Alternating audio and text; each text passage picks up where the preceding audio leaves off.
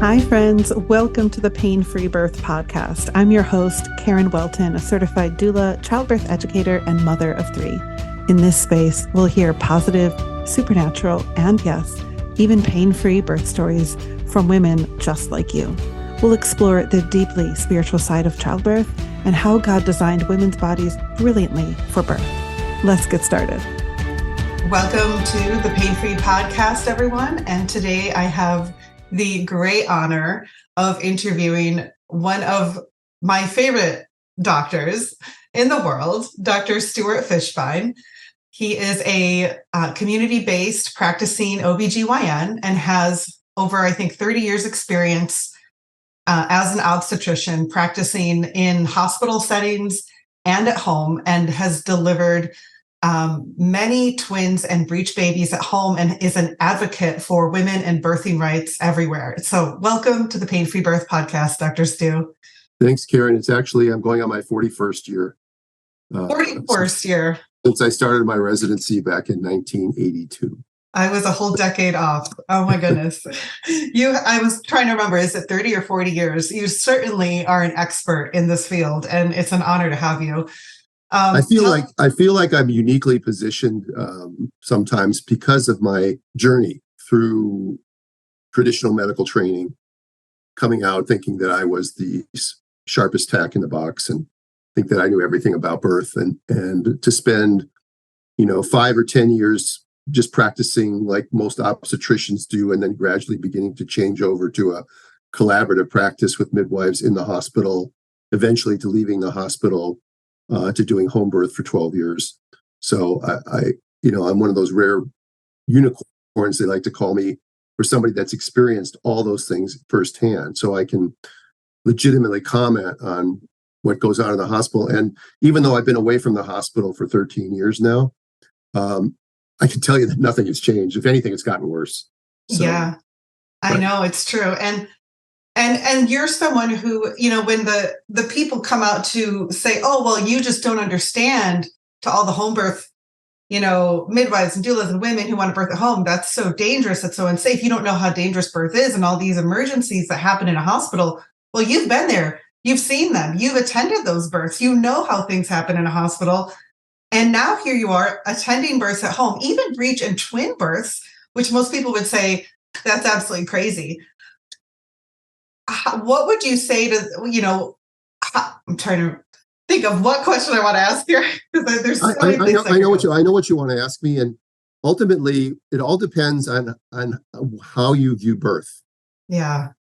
And the American citizen has been taught over the last 3 generations or more to really fear it. And the American obstetrician has been taught during that same period of time that it's something to be feared.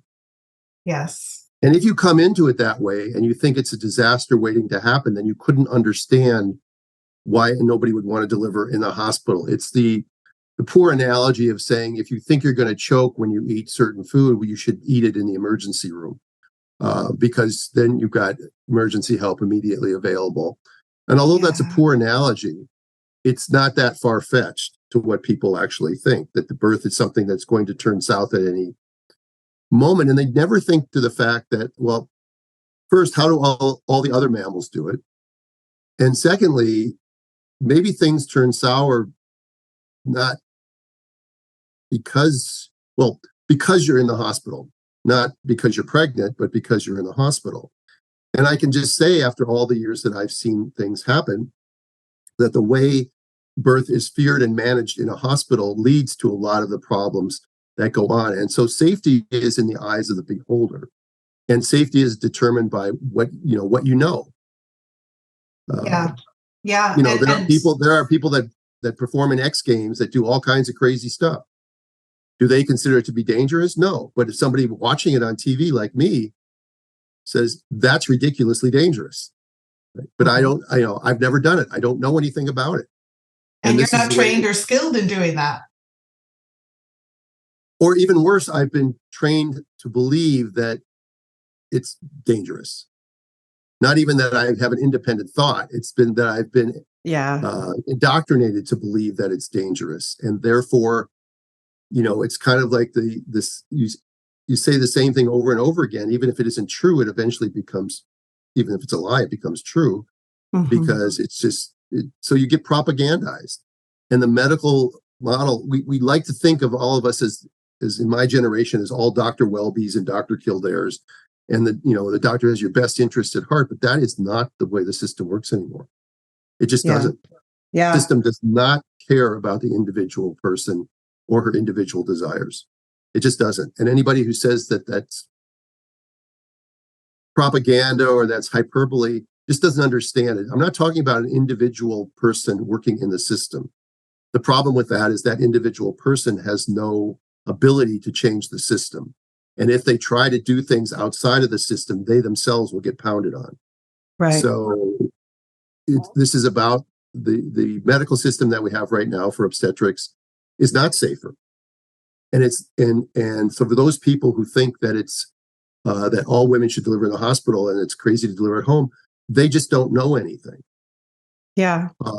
That's where midwives come in, because midwives are skilled in taking care of normal birth. And when you have a normal pregnancy, you really don't need medical intervention. As a matter of fact, it gets in the way.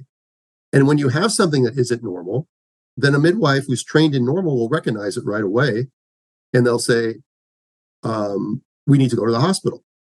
And hospitals are great when they're needed, but they may be needed 10 or 15% of the time. They're not needed the other 80, 85, 90% of the time.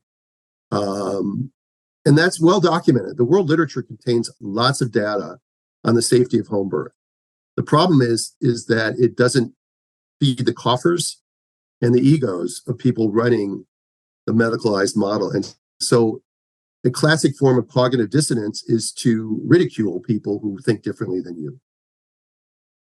And so they call midwives, lesser subset of obstetricians. They're inadequate. They're dangerous. This is what they say. It makes them feel better, but it doesn't solve the problem. Yeah, and it further divides people in the birth space and makes it very hard to have any kind of collaborative care or transfer of care when it is needed. So it certainly doesn't help among the birth workers. But I think you said it perfectly. Like hospital birth is not safer. It has its own set of problems, and the people that work there are not bad people. They are just trained in a certain way of thinking, and they can't act autonomously against the system because the system they're working in is broken. And I would even go so far as to say abusive to many women in labor.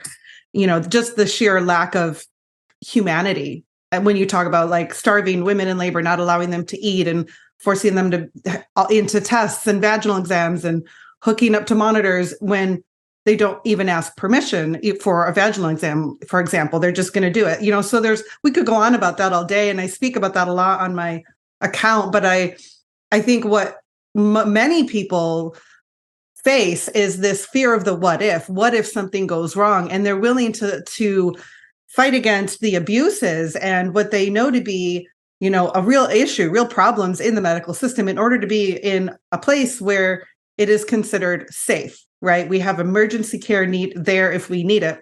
What would you say to those, young parents, young moms, young dads who are preparing for birth, who want to have a physiological birth, want to have a supported, empowered, autonomous birth, but they're afraid that if they birth outside the hospital, what if something goes wrong?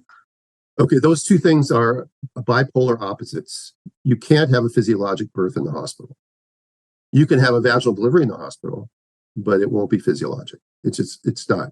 So let's go back up before we answer that question. And just again, for people, sometimes you and I think we preach to the choir. I think our followers, they follow your podcast, they follow my podcast, they do that sort of thing. So I love reaching a new audience. So I love branching out. This last couple of days and next week, I've got some opportunity to speak to people I don't think who have ever heard what you and I are talking about. But we have to get back to mammalian birth. Yeah. We really just have to think about it, right? When a mammal goes into labor, right, there are certain physiologic things that happen. There's a beautiful symphony of hormones and things that are going on that are instinctual, that involve the primitive brain between mother and baby. they've been going on for 9 months, or less if you're a dog or a cat, but whatever, how many months it is. But they've been going on for that period of time. And the cognitive brain, which we have a much higher functioning cognitive brain. I'm not sure it does the world a lot of good, but we do have a higher functioning cognitive brain. And our cognitive brain can easily override our primitive brain and shut it down. And a perfect example of that is the example of breathing or digestion, which are two things that you and I do all the time and are not thinking about at all. We're digesting our breakfast and we're breathing air. We don't, thank God, we don't have to remind ourselves to take a breath. But when you have to give a speech, or when you're taking a test, or when the FBI knocks on your front door, okay, suddenly your cognitive brain takes over, and breathing and digestion might be malfunctioned. In other words, you might get stomach cramps. You might hyperventilate. These are your cognitive brain taking over your primitive brain's function. Same thing happens to a mammal in labor. When a mammal is laboring and they're disturbed, or they're anxious, or there's a predator that approaches, or a forest fire, or little kids run in the room, the mammal will put out a series of hormones. Its autonomic nervous system will kick in, labor will shut down, and the mammal will flee, fight or flight. But they're not going to fight when they're in labor; they're going to flee, and that's what happens. So when we keep that in mind, when we trust Mother Nature, the things that people hear about that go wrong in the hospital, that go wrong suddenly, those things, from my experience and the experience of many, many midwives I've worked with, and the multitude of midwives before me, tell you that when you don't mess with Mother Nature, you don't see this sudden deterioration of fetal status. Except in rare occasions, you might see a prolapsed cord, you might see something. Yeah, those things might happen at home. But they're just as likely to happen in the hospital, and they're likely to happen in the hospital because of what the hospital is doing. Right. They're introducing more stress and numbing fear. you up. Yeah. Disconnecting you from your baby, not letting you eat, constantly interrupting you, doing vaginal exams. I mean, Bliss used to, like my co-host likes to say, that just walking into the room of a laboring woman is an intervention. Yeah. Because you change her mindset. She knows you're there. She starts thinking about something else, whatever. She comes out, so you need to act like ninjas, which is what my friend Alex says. And I think it's interesting that male doctors actually knew this back like decades ago, probably in the 50s, I'm not sure, but they would actually wait and listen. This is, I think, from Grantley Dick Reed talked about this. They would wait and listen outside the door and wait until the woman finished her contraction, quietly enter, and they would only go in if absolutely necessary. They'd make sure they didn't disturb the laboring woman. And I find it interesting that even back then they had an understanding, at least to a small degree, of this physiology and not to disturb the laboring woman. Just like we know, if you're a farmer or on a farm, and you've ever seen an animal give birth, don't disturb the laboring mother because it interferes. It can prevent breastfeeding and bonding and lots of disconnection with the baby. It's very unhealthy for animals. It's equally unhealthy for humans. But it's like we've lost that whole body of knowledge in modern day obstetrics, and they have no understanding or reverence for the physiology of birth. And it does astound me quite a bit that there's that little knowledge among people who are deemed experts in childbirth. And once you understand that, then you can have the discussion with a family that might be reluctant to deliver it outside of the hospital. And you can say, listen, if you feel safer in the hospital, despite everything we just talked about, we respect that. We honor that. But don't expect to get the kind of birth that you maybe have been talking to us about in the hospital setting. They're going to do their things. Yes. And you're going to have to sit there and try to stop them from doing their things. And that's disruptive. Yeah. That's like walking in the room when the dog is laboring. You're going to have a discussion or an argument with somebody. No, we don't want an IV right now. No, please stop asking us if we want an epidural. No, we want to get up and move around. No, we don't want the belts on anymore. No, I understand you only want us to eat a popsicle, but we brought some applesauce and some yogurt and some honey, and I'm going to feed my wife this food. And, that's what you're going to have to do in the hospital setting. Yeah, it's a battle. If you can avoid a lot of what they're doing for you, and keep your mind focused inwardly, you can have a nice birth in the hospital. Mm-hmm. You can. And then you're going to have to fight afterwards with delayed cord clamping and let the placenta come when it comes, and don't skin to skin all the time. No, my baby's not going to go to the nursery. No, if you want to check my baby's heart rate or whatever, come listen to the baby on my chest. No, my baby isn't getting any injections right now. No, you're not putting that stuff in my baby's eyes. Yes, we want to go home later this afternoon. You're going to have to deal with those sorts of things. So there's a trade-off. But in my mind, after knowing what I know and seeing what I've seen, the trade-off is an easy decision to make. And that's if you have a trusted team and a pregnancy that you do not find, that they don't find, or you don't find to be something that warrants extreme medical attention, stay out of the hospital. Just stay out of the hospital. Yeah. It's coming, it's growing. The problem is the forces are all funneling people into the hospital, and that's generally what your insurance will mandate that you do. People don't have a lot of spare change anymore. Yeah. And we talk about that. We talk about that a lot on the podcast in the past about saving for your births like you would for your wedding or something else, and putting money away. Start a health savings account when you're 18 years old. If your kid is 2 years old, start putting $20 a week into a bank account for them for when they're 30 and they're having their baby. They'll have plenty of money to pay for a midwife and a midwife team and all that stuff if you just plan ahead. Yeah. But if you expect your employer's insurance company, and by the way, your employer doesn't pick your insurance company what's best for you. Your employer picks the insurance company what's cheapest for him or her. Right. That's how it works. I know, I was an employer, and we paid a lot of extra money because we didn't believe in just getting the cheapest insurance. But it would have been much easier and expedient for us to just pick the cheapest HMO option. But we didn't want that, because then we feel really hypocritical. It'd be like telling people they have to go to public school, then send your kids to private school.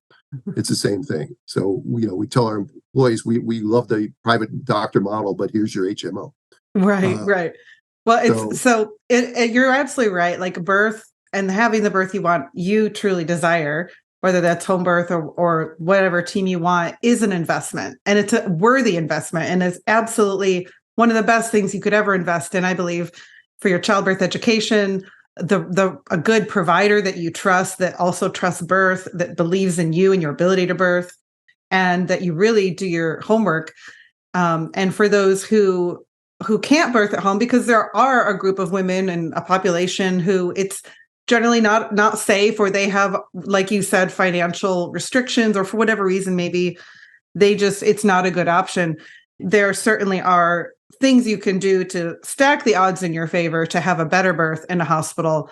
And I wouldn't say it's entirely impossible to have a physiological birth in a hospital, but I do agree with you. It is very difficult. It takes a lot of work, a lot of advocating for yourself, and it really requires a provider that is there and understands the physiological process and can step in and protect you. And the ones I've seen that are the women I've seen that have the most successful or physiological births in a hospital setting, number one, did the work to prepare. They knew what they were facing. They weren't going in there like with blinders on. They knew exactly what they'd have to advocate for. And they had a provider, usually a midwife, and sometimes they had hospital experience, but they ultimately trusted birth, and they acted as a shield to protect that mother from the system, from all the rules and the regulations. And they were there to help protect her space. And those are the cases I've seen the most success, and many of my clients having really beautiful births, but it's absolutely rare. And in most of those cases, the staff and the nurses were all shocked because, oh my goodness, here's a woman in full, mobility. She's walking around, she's laughing, she's declining pain meds. They don't know what to do with you. So, because it's so rare to even have an unmedicated birth in a hospital, forget physiological, right? Like we don't even see that these days. So it definitely takes some advocating. It's in the hospital. That's the problem, is that all these things my autonomic nervous system is misfiring right now, just listening to the things that you just said that you have to fight for, It's and a I mentioned long before list. earlier. Yeah. This is not how you should be giving birth. Right. This is not Right. a scenario. This is not a scenario that's conducive to a high success rate. Right. I mean, do any of your listeners really believe that somewhere between 3 to 7 out of every 10 women have to have a C-section?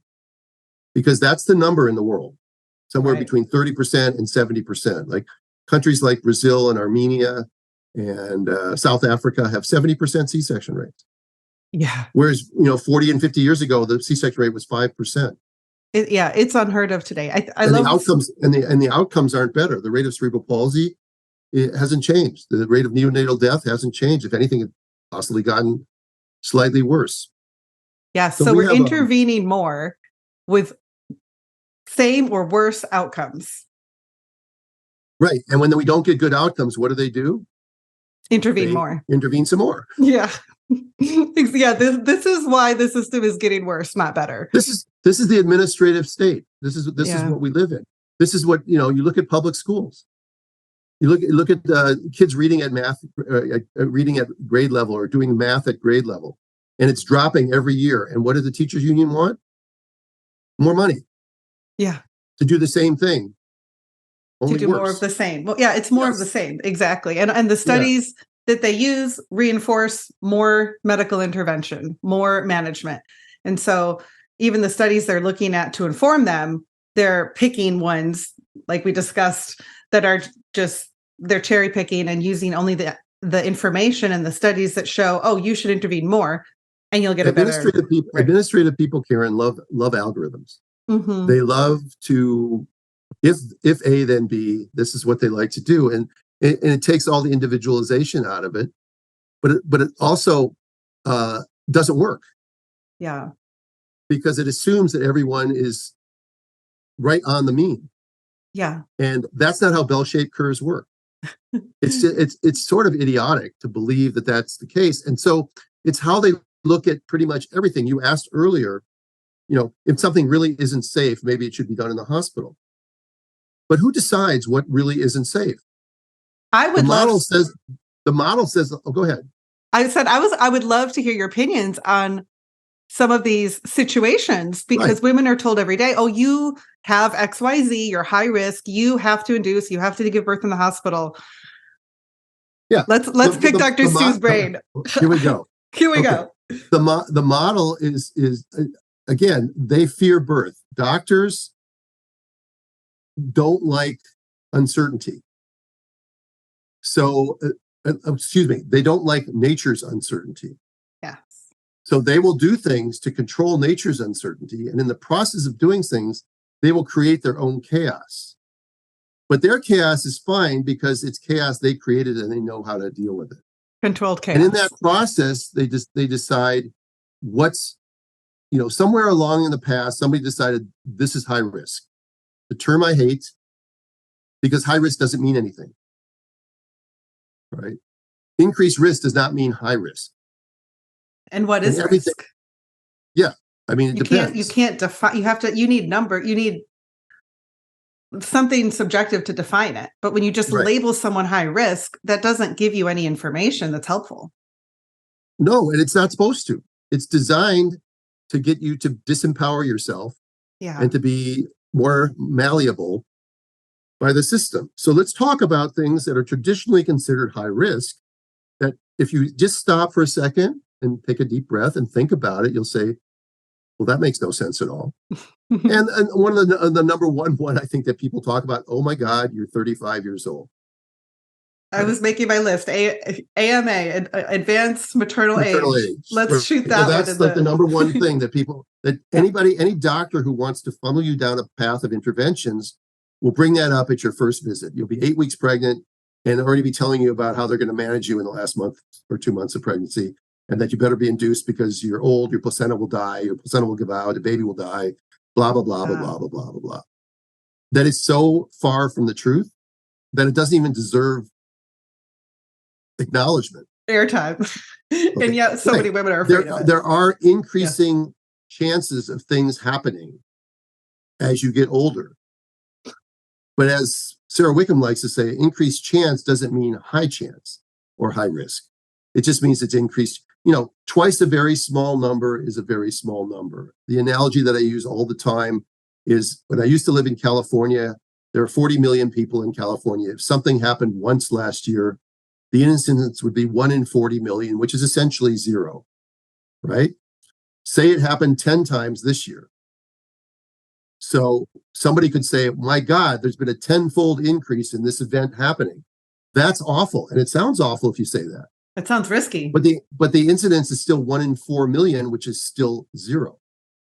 Right. So that's relative risk versus actual risk, which is what you were trying to mention earlier.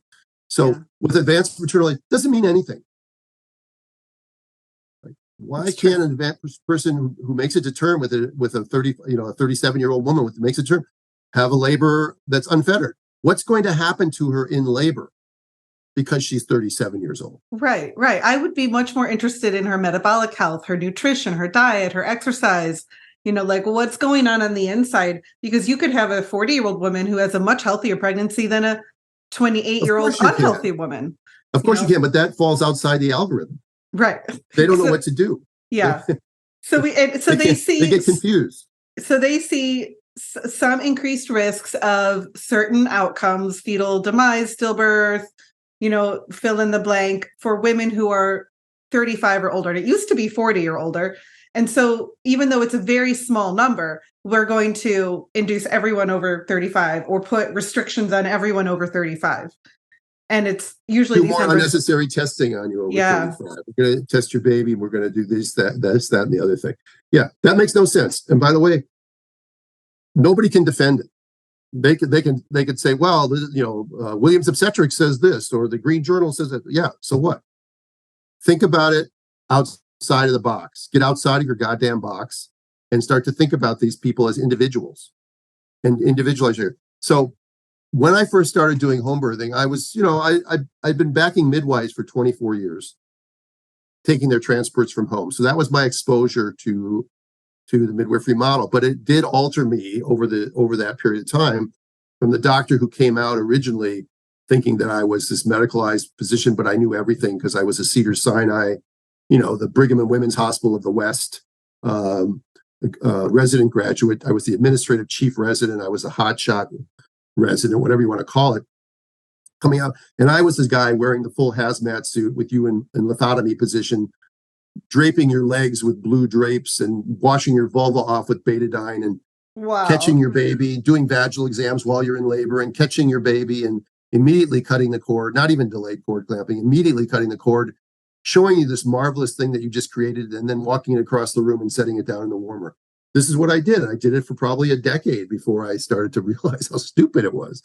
And that's the thing that my colleagues are stuck in. They're stuck in the hamster wheel, and they don't realize a lot of things they think that are protocols or guidelines are really stupid because they don't apply if they don't happen. So take somebody who's got type 1 diabetes, not even gestational, type 1 diabetes. Type 1 diabetes isn't the same disease in 2023 that it was in 1975, right? Most diabetics have implants now. They can look at their phone and get an immediate reading of what their blood sugar is. They can push a button on their phone and give themselves a dose of insulin. Yep. So they're in much tighter control. And the risk of type 1 diabetes is really not macrosomia. You can see that sometimes with gestational diabetes, but it's growth restriction and it's stillbirth. That's what everybody's worried about. But those things really only happen when you're in poor control. If you have a diabetic who's in good control, she's really no different than a woman who's regulating her own blood sugars normally. Yeah. That is such an important point, because almost every mother with gestational diabetes is told you have to induce at 37 weeks or something, somewhere around there. They don't even look at the numbers, the blood sugars or anything. And what you just said was, if their blood sugars are well controlled, there's no difference in that pregnancy, that baby, to a mother without gestational diabetes. Did I hear that right? Yeah, no significant difference. Okay. All right. There might be a 1/10 of a percentage point or 1 percentage point difference, But ultimately, you're not giving people informed consent when you're just telling them that it's dangerous. And that they have to induce. And And what is the reason they induce? Is it because they're afraid of macrosomia or a big baby? In gestational diabetics, that would be their reason. And then also the big fear is stillbirth. Okay. But I can guarantee you, if you ask your doctor who's telling you need to be induced to avoid that, what's my risk of stillbirth, doctor, at 38 weeks versus 39 versus 40? I would bet you $100, that's all I can afford actually, that they have no idea. Because all they're doing is repeating something they learned in residency. Yeah. And once it's ingrained in their mind, that's just it. Again, it's because they can control that sort of chaos. They don't care, as I said earlier, they don't care that they're causing chaos. That we have a rising rate of childhood chronic diseases that there may be lots of explanations for that, but certainly all these interventions and cesarean birth and pharmaceutical products and stuff like that are contributing to that. Right. And that's the other side of this whole discussion, is that they never tell you the risks of the intervention. They never tell you the risks of the induction, the cesarean, of causing your body to go into labor 3 weeks or 4 weeks before when it's actually ready, or when your baby's ready. And Anytime that has lots of risks and downstream effects that they don't talk about. Yeah. Anytime you're going to deviate from Mother Nature's design, the burden of proof is on the deviation, not nature's design. So true. And that's something that they just don't do. I mean, the American College of OBGYN has lost its way for a long time, but now they've gone off the deep end. And they are not an advocate for women's health care. They're great at propaganda. They put out stuff all the time. But they're advocating that every pregnant woman should get 4 vaccines while she's pregnant now. Wow. A perfectly healthy pregnant woman should get 4 vaccines while she's pregnant. And they advocate. And by the way, they encourage they encourage doctors to counsel their patients in such a way that they'll take the vaccines, which I would call skewing your informed consent.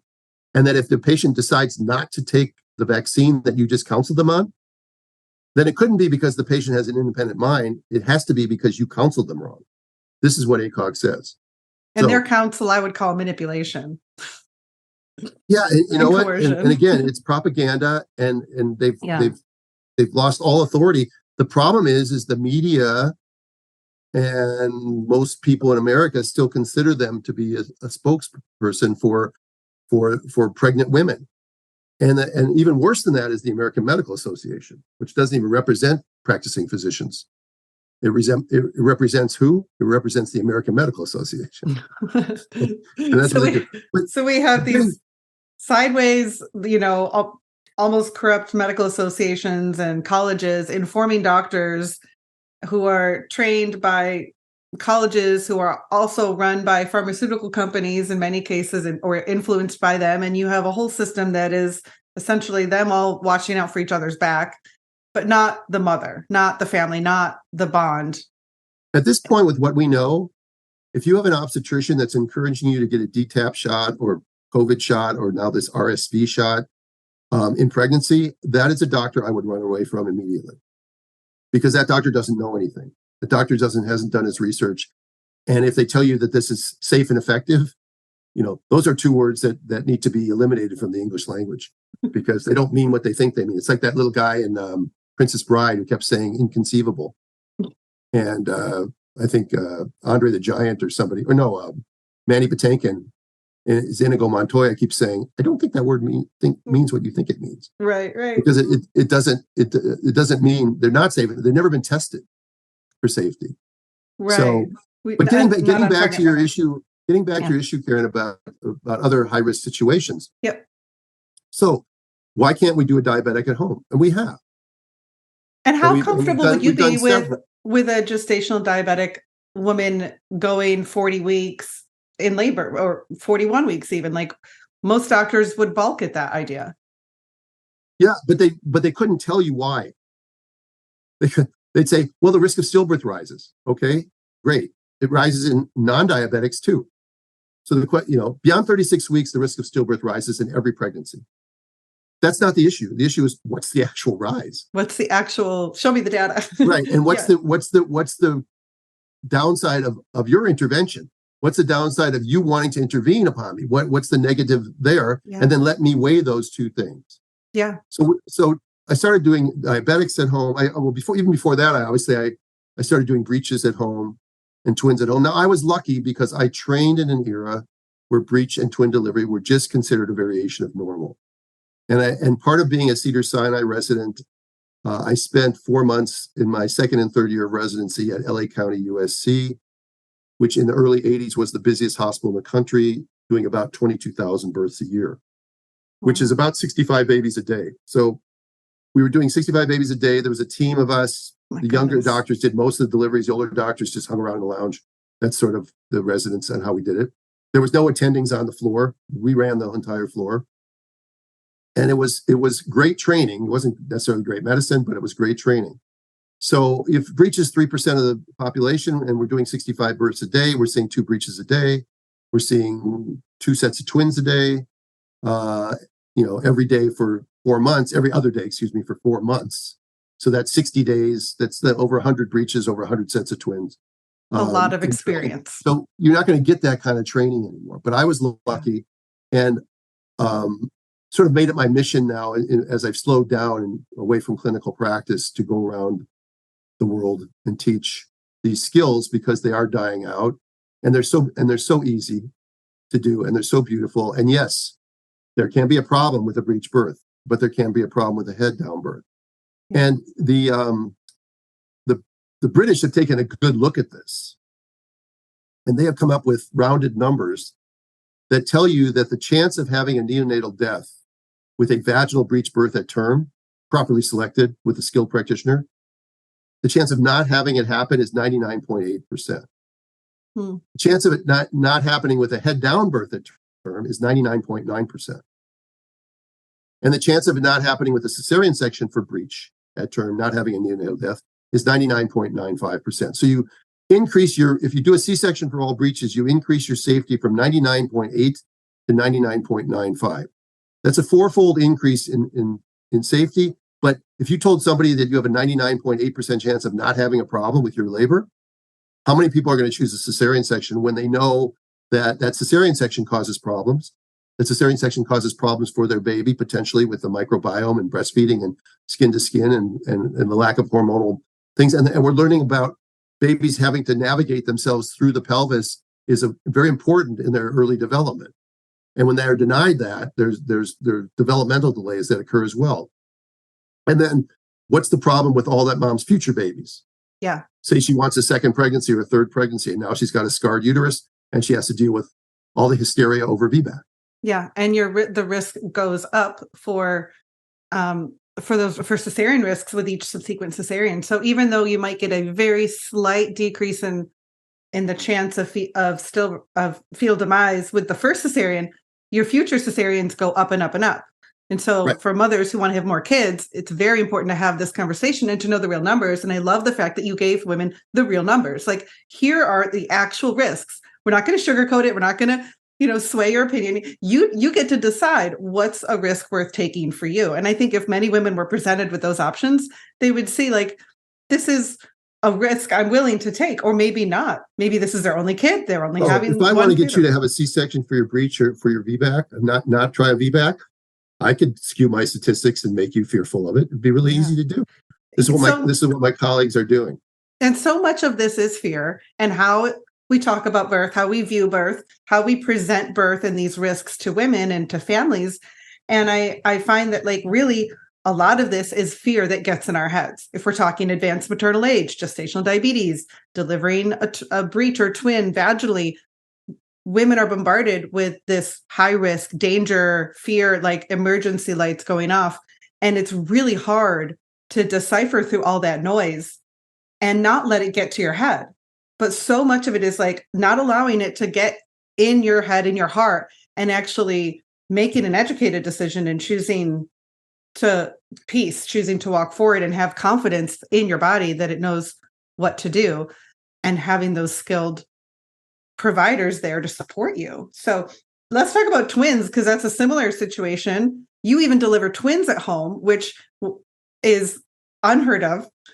I think, I don't know of any, I mean, there are others that do it. And because of you and other obstetricians and people training in this skill, there are states where it's legal for midwives too, Karen. So yes, midwives are doing it. And I was just at your training. You came to Rock Hill and we're teaching a whole group of midwives there and the skills of breech and twin delivery, which is a dying art. And so I want to give you the mic a little bit and have you just share a little bit about that because it's so important. Yeah, I mean, a twin birth, again, requires some knowledge of twinning, and you need to be experienced in deciding which moms are good candidates for out-of-hospital care and which aren't. And that's not hard to do. They will declare themselves. And I'm not going to get into a big lecture on the chorionicity of twins and all that other stuff, but the most common kind of twins are fraternal twins or non-identical twins, or what we call di-di twins. It stands for diamniotic, dichorionic twins, and that's about 80% of twins. And about 20% of twins are going to be identical. And that's where there's potentially more problems when you have a shared placenta. But assuming that no problems arise, and twins get to about 35 weeks, and the only reason I use 35 weeks as a cutoff is because we don't have high levels of respiratory assistance at home. We can deal with that. But babies born a little prematurely sometimes need respiratory assistance. And when hospitals are good at that. The problem, of course, is then that once the baby gets in the NICU, you have the whole NICU or baby jail scenario, which maybe we'll talk about in another podcast sometime. But so 35 weeks or beyond. And then it really doesn't, when you're a skilled breech practitioner, it doesn't matter if baby A or baby B or both are breech. If they're in proper breech position, then there's no reason that they can't deliver. Yeah. And Rick Fries and I are having a paper that's coming out. We're dealing with a peer review guy that's the most anal peer review guy I think I've ever seen in my life. We've got to answer like a zillion different semantic questions. We're going to deal with that tomorrow. But then you can have, then it's just having a baby followed by another baby. And yes, there's a higher risk of having to do something with the second baby. There's a higher risk of postpartum hemorrhage. There is. These are all things that midwives are trained to manage at home. Yeah. And most people don't live in a maternity care desert. And if they have to call an ambulance, you're usually not that far from a hospital anyway. There's a false sense of security being in a hospital because they believe if you're in the hospital that you're only 20 feet away from an OR. But that doesn't mean the OR is staffed. It doesn't mean there's people sitting around waiting for this disaster to happen, that you have an anesthesiologist and a scrub tech and an OR crew all just sitting around waiting. So things don't necessarily happen that fast in a hospital either. That's why they used to have this 30-minute rule.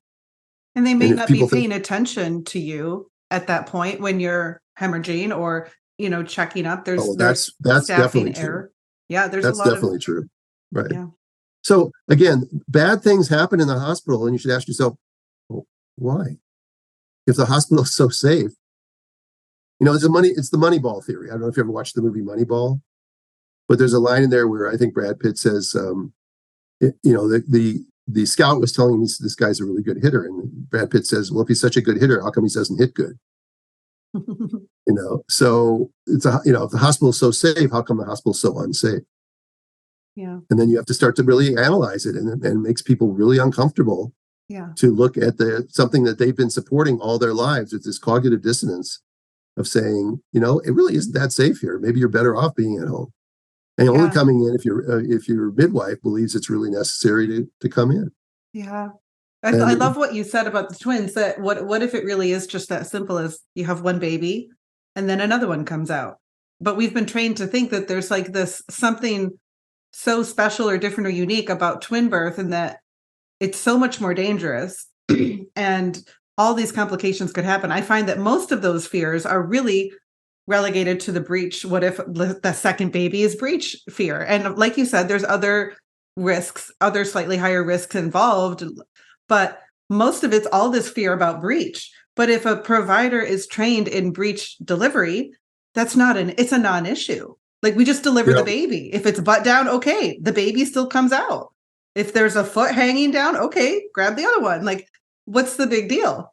Yeah, as we talked about it at Rock Hill, and I talk about it most of my seminars, one of my hugest pet peeves, and I've got a lot of them about the medical model, but one of my biggest is that doctors who aren't comfortable with breech birth, in other words, if you had a singleton breech, they'd offer you a C-section only. And if you had twins, then one of the babies with breech, either A or B, and they say, listen, it's not safe. They lie. And they say it's not safe because they don't know how to deal with it. And so we need to do a C-section on you. Those people are not twin experts, because in more than 50% of twins, at least one of the twins will be in a transverse or breech presentation. So if you know that at 10 weeks when you come into my practice and I'm diagnosing you with twins and I don't do breech delivery, an ethical physician would say to that woman, wow, congratulations, this is really exciting. I'm not your guy. I don't know how to do breeches. More than half of twins are going to have at least one breech. You should go see somebody who knows what they're doing. But that's not what they tell them. Yeah.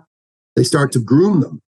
It's almost like grooming, to imply that this is so high risk and so dangerous, and you need all these ultrasounds, and we're going to refer you to a maternal fetal medicine specialist, and they're going to do extra ultrasounds and going to use a lot of color flow Doppler, and there's no danger to color flow Doppler.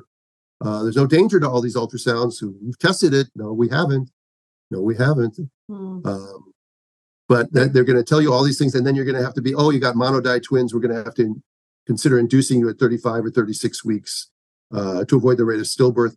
Them, again, not knowing any of the data about stillbirth.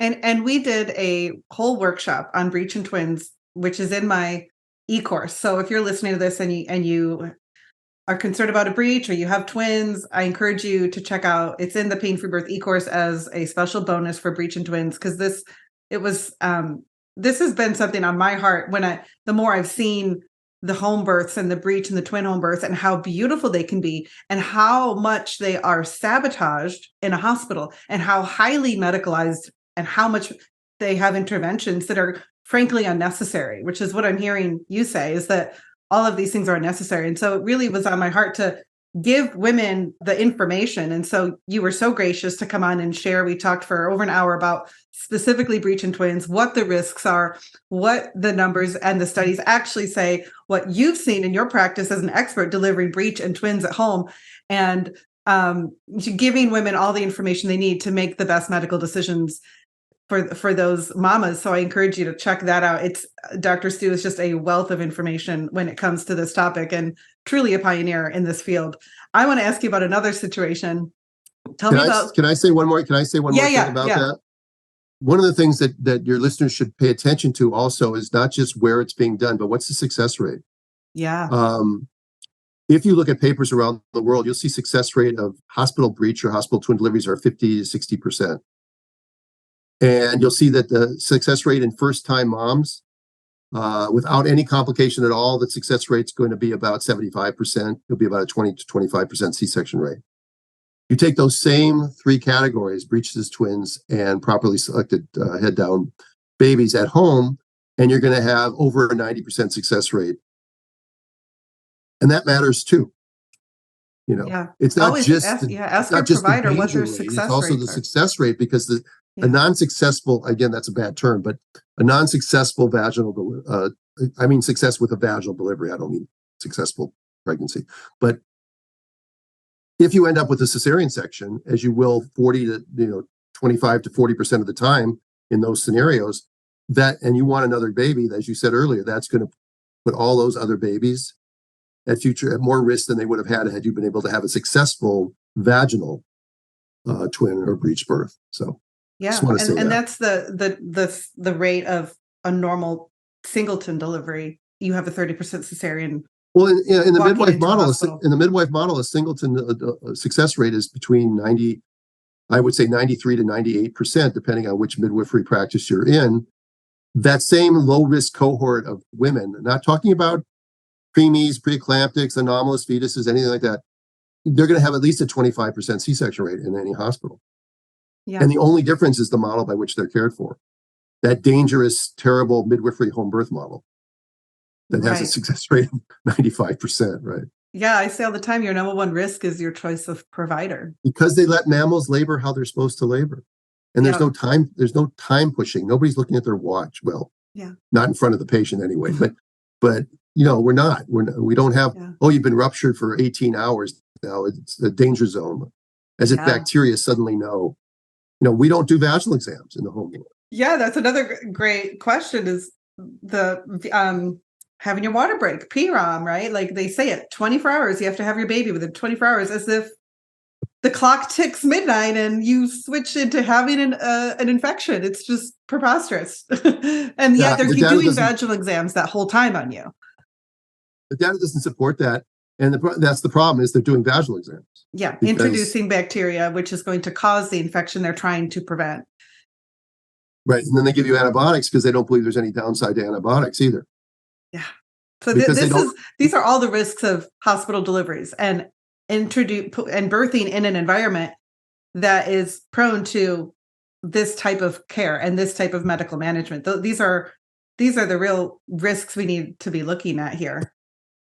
Yeah, and we haven't even gotten into the hormonal disruption that occurs when you go to the hospital and you're induced and you're put on, right. You're given prostaglandin, and then you're given Pitocin, and then you're given an epidural, and you're cutting off the mother from communicating with her baby, and the baby is then left to its own accords. And obviously, sometimes more frequently than I'd like to admit, that you see this thing that they label fetal intolerance to labor. And you end up with a category 2 fetal heart rate tracing, which no one knows what it means. And then they end up doing a C-section on you, and the baby comes out screaming. And they say, see, great, we saved your baby. And ultimately, if the baby came out screaming with APGARs of 9 and 9, did your interpretation of my fetal heart rate tracing actually make sense? Did I really need to have this intervention in the first place? There's no self-reflection there. They never look back and say, geez, how come we're getting these good babies for these diagnosis of fetal intolerance to labor? Yeah. The baby was fine. You guys are brilliant in your memes. You say things like, it's not fetal intolerance to labor, it's doctors in patients with labor. Yeah, when we're introducing fear, when we're disrupting your physiology, when we're putting you on drugs that disconnect you from your baby, and then we wonder, why did baby go into fetal distress? Maybe it was all the interventions we did, all the fear we did, all the chaos we brought into the situation that would have happened quite normally had we not been in the room, right? And so it goes back to that fear once again, and what environment are we? And that gets back to the mammalian birth thing too. It's like you cope much better when you're not in a fight or flight autonomic high level situation. It always goes back to the physiology, because the physiology is at play no matter where you birth, whether you're at home, whether you're in a hospital, whether you're in the woods. And this physiology also plays out at home if you have people there who are bringing fear into your environment, because it's not that hospital birth is always bad and home birth is always good and beautiful. There are home births where there is fear, there is anxiety, and the same physiology can disrupt a woman in labor. And you can see higher rates of hemorrhage, higher rates of stalling in labor, higher pain, lots of, questions. Yeah. And I think any kind of fear or disruption makes birth less safe. Right. It's not as complicated as maybe we've spent almost an hour talking about it. It's not that complicated. It really is quite simple. Simple. That what we're doing in the medicalized hospital birth model, pretty much from the moment you get in your car to drive there, and not even including the prenatal care, till the moment you put your baby in the car seat to drive home, everything that they do, did I say everything that they do, is antithetical to nature's design. And almost none of it is for the benefit of the woman. Almost all of it is for the benefit of the hospital, for their systems, or their pocketbook, or their misguided policies, whatever. That's what these things are for. That is not how birth should be, and that's something that's got to change. And my belief is that this obstetrical system will last another 30 or 40 years, sadly, but it will eventually collapse of its own weight, and because women are figuring it out, and medical tyranny has never been more exposed than it has been over the last 3 years. Yeah. And people are starting to ask questions, which makes people who have a house of cards very uncomfortable. Yeah. And it's fascinating to watch people wake up to the truth of what's going on with the corruption in the medical establishments and all of this behind the scenes that you guys do such a beautiful job exposing and discussing intelligently on your podcast, Birthing Instincts. So for any of you who have not checked out Dr. Stu's podcast, it is hands down my favorite birth podcast. So informative. And you really do expose what's really happening in the world today, in the birth world, in the medical world. And it's profound. We've never seen this in our life. What do you see happening in the future? You said 30 to 40 years, then it collapses. What I feel like there's going to be people who stand up and say, you know what, I don't want to participate in this model of care. It does not serve me. And I feel like physicians, doctors, midwives, patients, families are going to band together and create their own networks. But that's because I feel like there has to be something, right? But I think that the corporate entity of medicine is so big. Yeah. And they have so many tentacles out there. I mean, most people cannot afford to live outside the insurance realm. And the insurance realm, first of all, most often doesn't not cover out-of-hospital birth.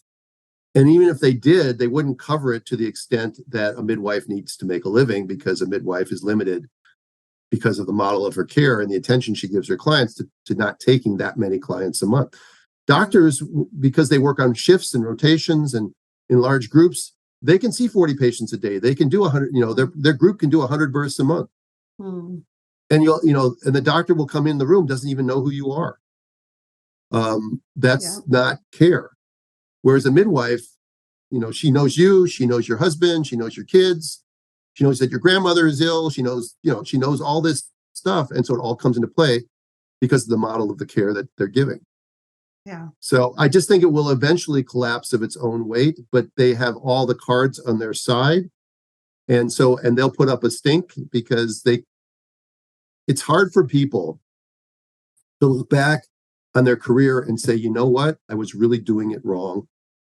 I really need to apologize to myself and to the women I've cared for, and I'm not going to continue to do it anymore.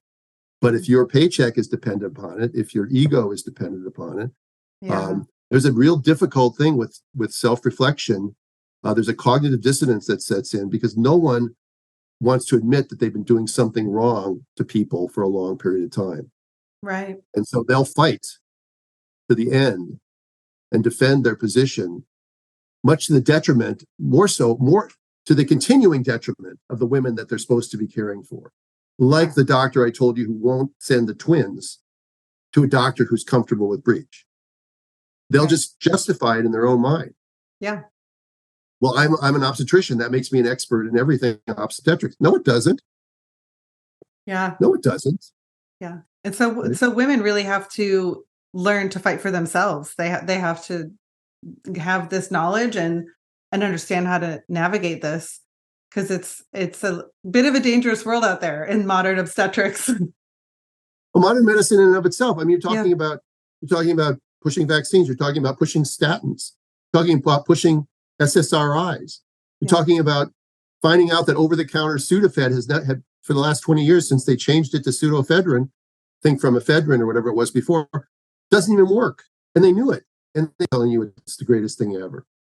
Now maybe there's a placebo effect because I used to take NyQuil and I used to fall asleep with NyQuil. Now, maybe I was just believing that it worked, but they're saying that the medicine that's a decongestant in there doesn't work. So there's tyranny and propaganda all over the place. I mean, they've got a new drug out now for depression, postpartum depression. Begins with a Z. I can't remember the name of it. And then they've got the new Abrismo, the new RSV vaccine. That was never tested. That was never tested in pregnant women or in newborns. It just never stops. Right. The new booster was tested in apparently 10 mice. New COVID booster. And you're supposed to, and you got your government telling you should get the shot. You got Travis Kelce, who just lost all esteem in my mind, doing a commercial to get the shot. This is a 28, 29-year-old athlete and crime physical condition does not need the COVID shot. Yeah. Yeah. You know, I but love your he's advertising. discussions on that. They sell their soul Right. for this sort of thing. And Yeah. that again, that gets back to bring it back to the obstetricians. My colleagues believe this stuff. ACOG has sold their soul. They took money from the CDC to promote the COVID vaccine to pregnant women, despite the fact that the Pfizer knew that it wasn't safe in pregnant women. They knew this, and they did it anyway. And then they go out there advocating that they're the face of of women's healthcare in America. Wow. Get a life, guys. You're not. Yeah. It's crazy. It's a clown show. I want to ask you about one or two other of these high risk situations. Tell me about cholestasis. Is that a reason to induce? In rare occasions, yes. What would those occasions be? Like for women who have the diagnosis, they're on the conveyor belt to induction.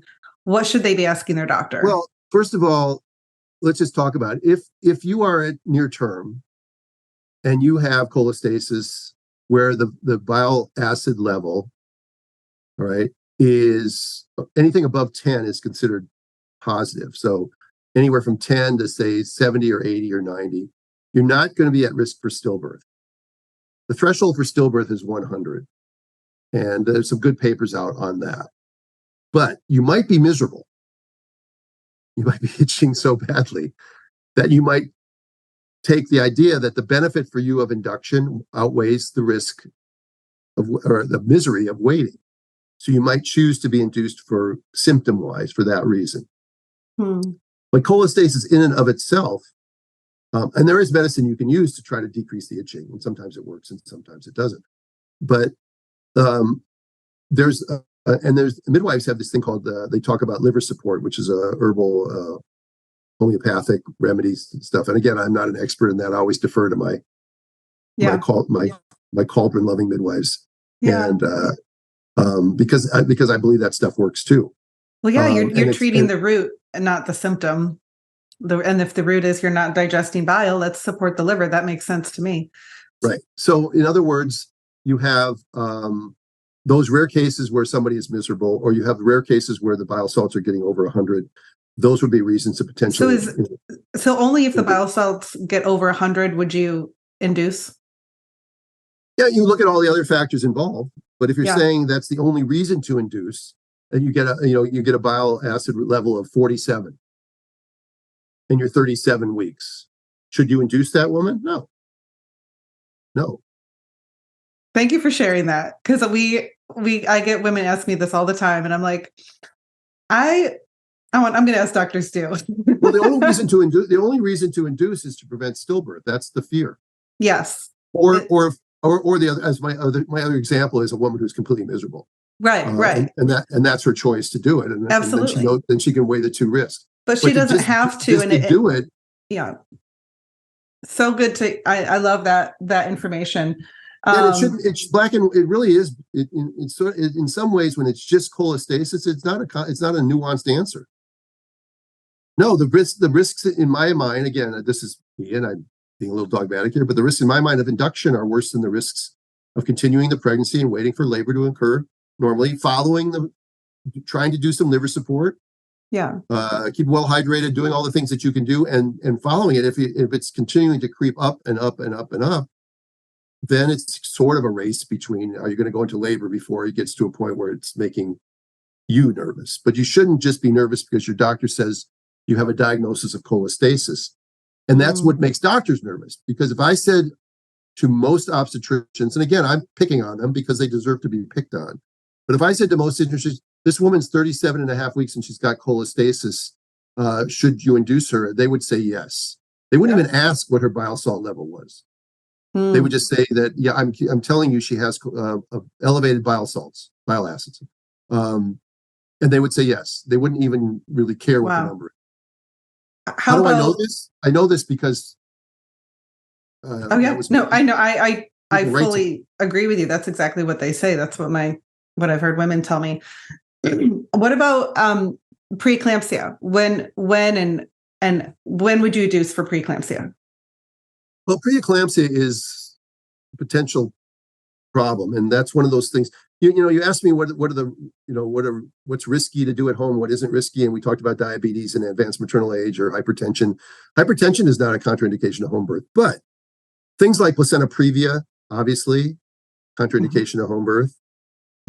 Severe growth restriction, probably true growth restriction, not a small baby. Not your baby's in the 8th percentile, right? Right. I'm talking about a baby that's struggling, that's falling off its growth curve, has oligohydramnios, it's got other, decreased amniotic fluid. It's got those kind of things. Preeclampsia is an issue because generally the only cure for preeclampsia is delivery. You can treat it by bed rest and doing some other things to try to buy some more time. But if you have true preeclampsia or it's developing into HELP syndrome, which is where you have elevated liver function tests, low platelet counts, or hemolysis, which hemolysis is the one that no one ever looks for, but you could have that too. Or your blood pressures are really high, like 160 over 110 or something like that. And you're at a point where the baby's viable and probably will do well, then yes, there's a reason for induction in those particular cases. There's never a reason to do a cesarean section just because someone's preeclamptic, or even if they've just recovered from an eclamptic seizure. That's actually the wrong thing to do. And you'll see that people will have an eclamptic seizure at home. They'll be brought in by ambulance. They'll get them stable and they'll take them for a cesarean section. That is the dumbest thing you can possibly do.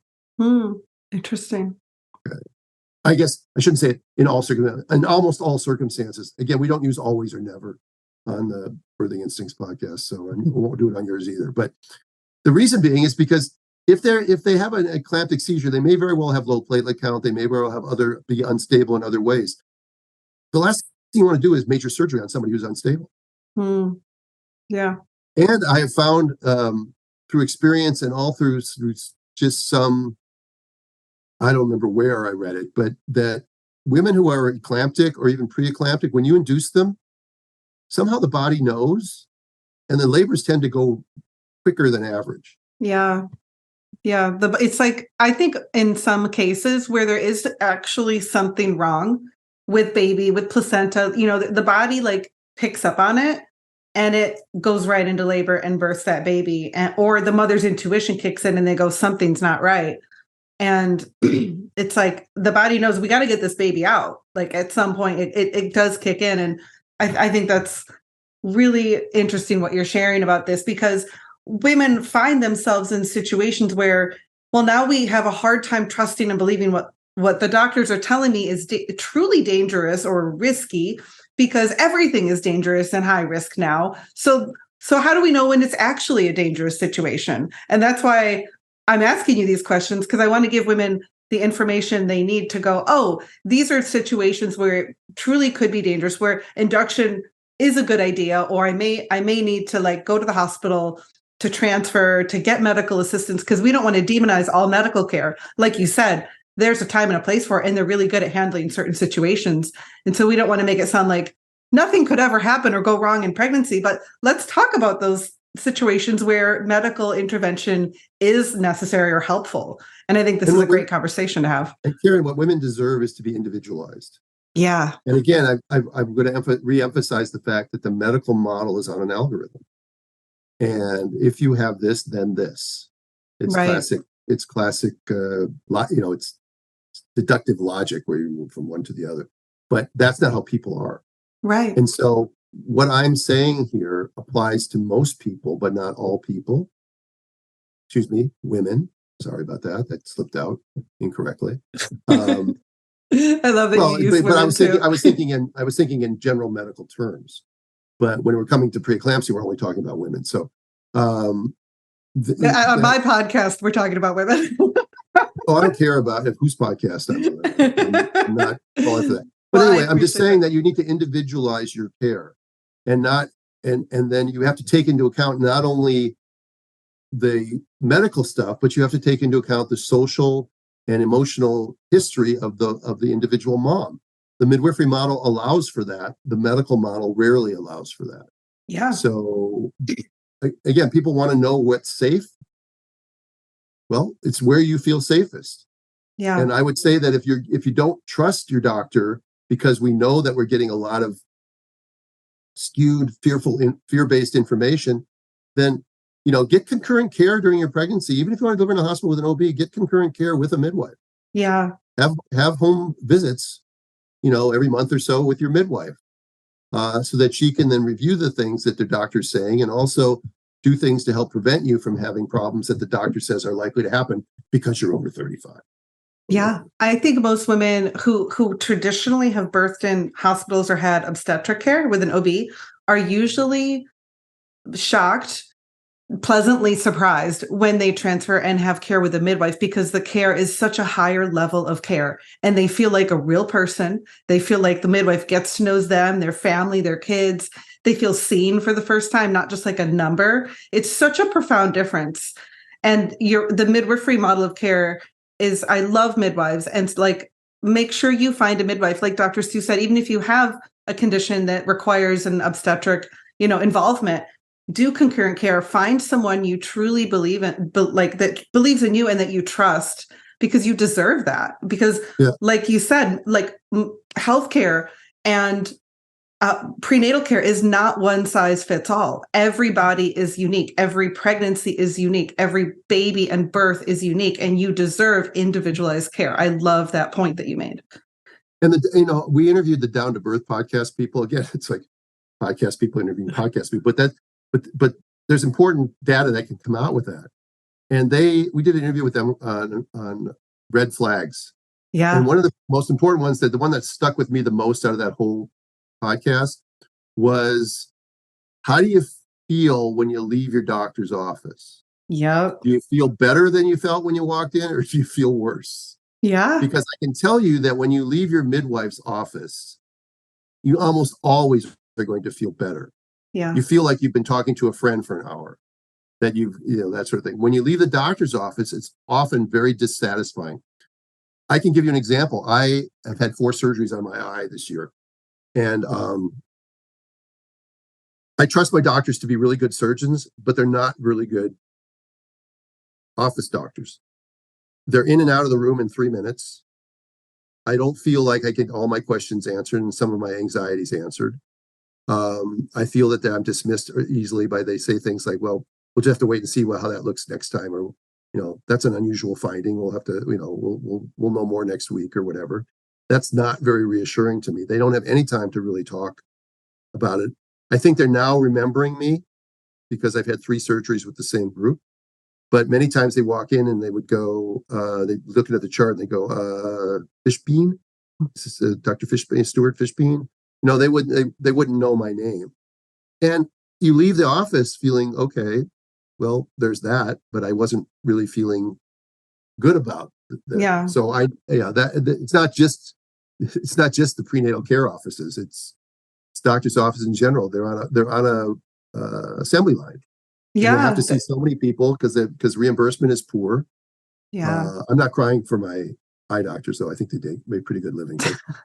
But you're right. The system is set up in that way. You can't really be successful as a doctor unless you're seeing patients every 15 minutes and running through them. You can't truly care for a woman in pregnancy. Not for what insurance pays you. Right. And how much more vulnerable is pregnancy than an eye doctor or a surgeon? Like you need to feel deeply cared for and trust your provider, your expert that's caring for you in labor, because birth and pregnancy is so vulnerable.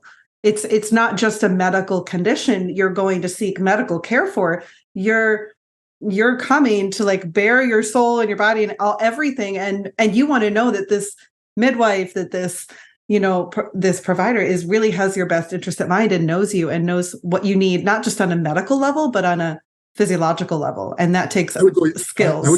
I would go even a step further when you said it's really not a medical condition. You're coming in for the doctor.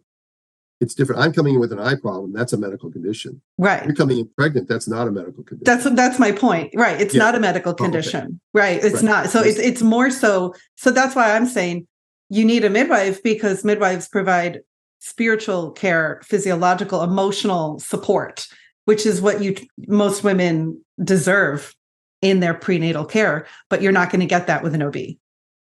No, and another thing bad about the OB model, as if I haven't pig-piled on enough, is that it's very rare in a big center, a big city, for any pregnant woman, even a low risk, normal pregnant woman, to make it through her pregnancy without having at least one visit with a high risk specialist, a maternal fetal medicine specialist.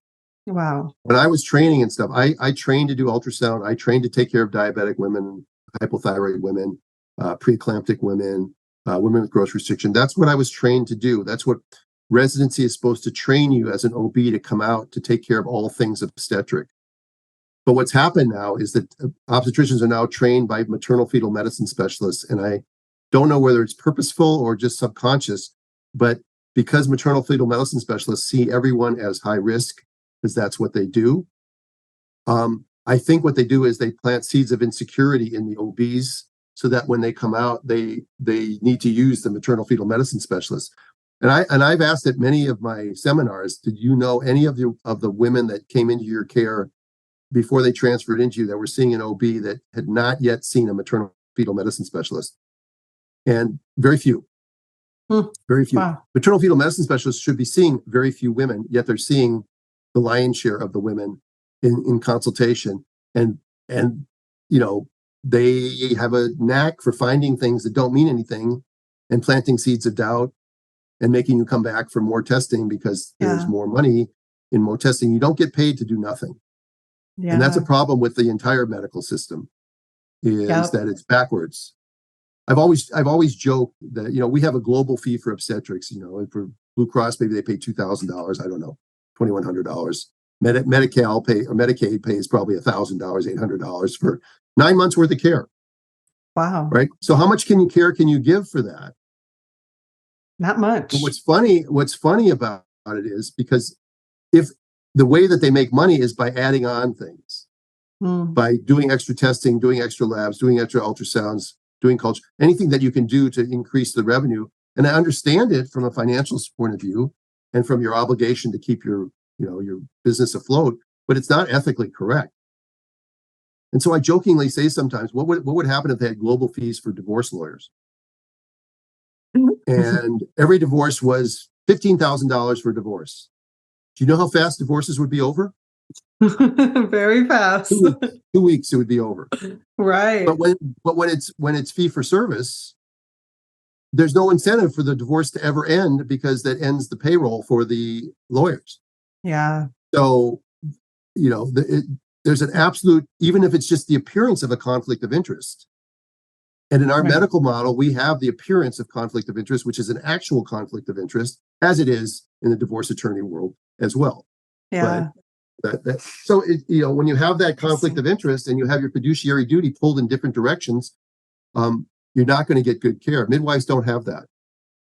Yeah.